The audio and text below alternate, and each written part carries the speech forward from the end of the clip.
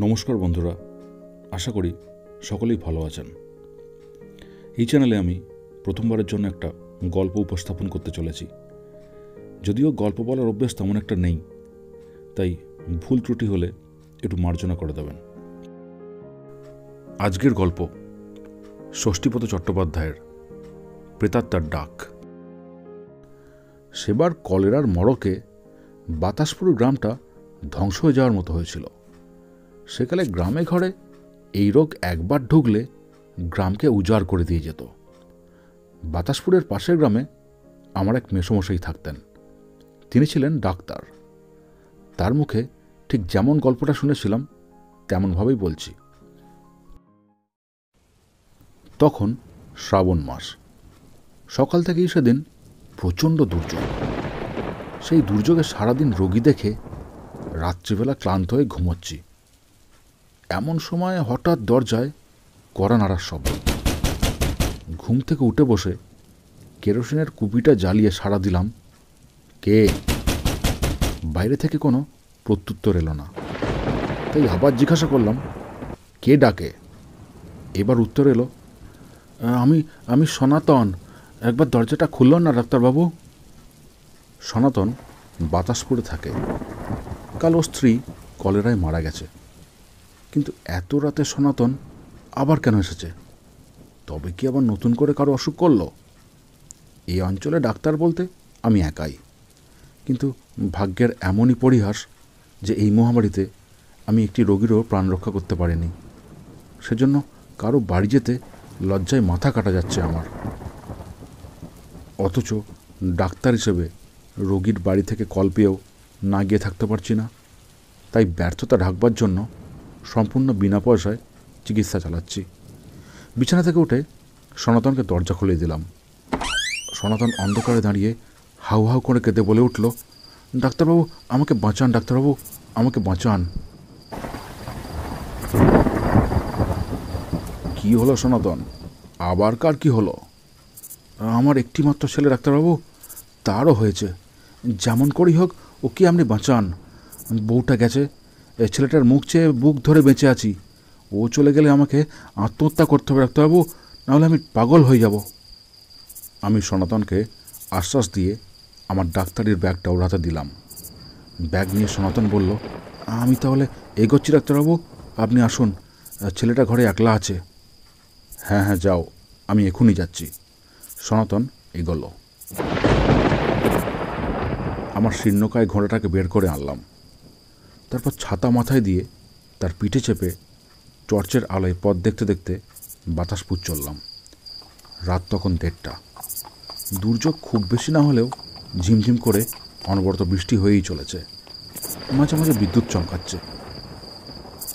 গুড়গুড় করে মেঘও ডাকছে মাঝে মাঝে। আশাওড়া, বাবলা, খেজুর গাছের পা ঘেঁষে আমি মেঠো পথে চলেছি ঘোড়ায় চেপে। কিছুটা পথ আসার পর হঠাৎ মনে হলো, তাই তো সনাতন গেল কোথায়? ও আমার আগে গেলেও পায়ে হেঁটে গেছে, কিন্তু আমি তো ঘোড়ায় চেপে চলেছি। এতক্ষণে তোকে ধরে ফেলবার কথা। যাই হোক, বাতাসপুরে ঢোকার মুখে একটা খাল আছে। সেই খালের ধারে এসে থামলাম আমি। এইখানে একটা পিটুলি গাছের গুঁড়িতে ঘোড়াটাকে বেঁধে রেখে একটা অপলকা সাঁকো পার হয়ে গেলাম ওপারে। খালের দুপাশে কালকা সন্ধে ও বেড়াকলমির ঝোপ। সাঁকো পেরোতে শুনতে পেলাম অন্ধকার ঝোপের ভেতর থেকে কে যেন টুকরে কেঁদে উঠল। গায়ের লোম খাড়া হয়ে গেল আমার। শরীরের সমস্ত রক্ত যেন হিম হয়ে গেল। এই যে সনাতনের বউ সৌদামিনীর গলা, যে সৌদামিনীকে আমি ডাক্তারি বিদ্যা প্রয়োগ করেও বাঁচাতে পারিনি। কাল দুপুরে আমার চোখের সামনে সে মারা গেছে। গায়ের লোকেরা মুখাগ্নি করে কাল যাকে খালের ধারে ভাসিয়ে দিয়েছে, সেই সৌদামিনী ছেলের অসুখের জন্য হাহাকার করে উঠল কি করে? এমন সময় অপ্রত্যাশিতভাবে সনাতনের দেখা না পেলে হাটফেলি করে ফেলতাম। সনাতন একটা হারিকেন নিয়ে এগিয়ে এসে বলল, তাড়াতাড়ি পা চালিয়ে চলুন, ছেলেটা কেমন যেন করছে। আমি ভীত হয়ে বললাম, কিন্তু সনাতন, একটু আগে তোমার বউয়ের গলায় কে যেন? ও সবাই কান দেবে না ডাক্তারবাবু, ওরকম অনেক কান নাই শুনতে পাবেন এবার থেকে। সারা গাঁ উজাড় হয়ে গেল, মানুষের আত্মাগুলো যাবে কোথায়? তাড়াতাড়ি আসুন। আমি মনে সাহস সঞ্চয় করে সনাতনের পিছু পিছু চললাম। কি জোরে জোরে হাঁটছে। তারপর একসময় সনাতনকে দেখতে পেলাম না। দেখলাম শুধু হারিকেনটাই মাথার ওপর দিয়ে ভেসে ভেসে চলেছে। আমার তখনকার অবস্থা বলে বোঝাবার মতো নয়। আমি মন্ত্রমুগ্ধের মতো সেই আলোকের অনুসরণ করলাম। একসময় আলোটাও মিলে গেল। আমি তখন সনাতনের ঘরের সামনে দাঁড়িয়ে আছি। ঘরটা অন্ধকার। ঘরের সামনে দাঁড়িয়ে কাঁপা কাঁপা গলায় ডাকলাম, সনাতন, সনাতন। কোনো সাড়া নেই। আবার ডাকলাম। আমার ডাক শুনতে পেয়ে আশপাশের বাড়ি থেকে দু একজন বেরিয়ে এলো। কে, ডাক্তারবাবু নাকি? হ্যাঁ। সনাতন কোথায়? ওর ছেলের অসুখের খবর দিয়ে ডেকে আনলো আমাকে, অথচ ওকেই দেখতে পাচ্ছি না। পথের ঘটনার কথা অবশ্য কাউকে বললাম না। আমার কথা শুনে সবাই অবাক হয়ে গেল। সকলেই বিস্মিত হয়ে বলল, সনাতন আপনাকে ডেকে নিয়ে এলো? হ্যাঁ, আমার ব্যাগটা তো সেই বয়ে আনলো। একজন বলল, সে কি, এই তো সন্ধ্যের সময় খালের ধারে রেখে এলাম ওকে। এই প্রচণ্ড দুর্যোগে সন্ধ্যেবেলাতেই অসুখে পড়ে শেষ হয়ে গেল বেচারা। আপনাকে একবার খবর দেওয়ার সময়ও পেলাম না। তবে ওর ছেলের অসুখের কথা আমি জানি না। চলুন তো দেখি। আমরা সকলে আলো নিয়ে ঘরে ঢুকলাম।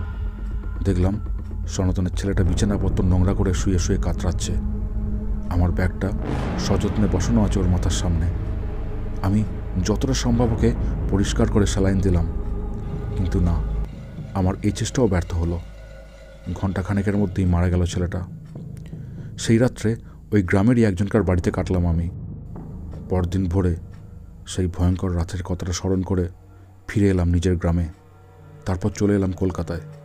সেই থেকে আমি এখানেই প্র্যাকটিস করছি। বাতাসপুরের সঙ্গে আমার কোনো সম্পর্ক নেই।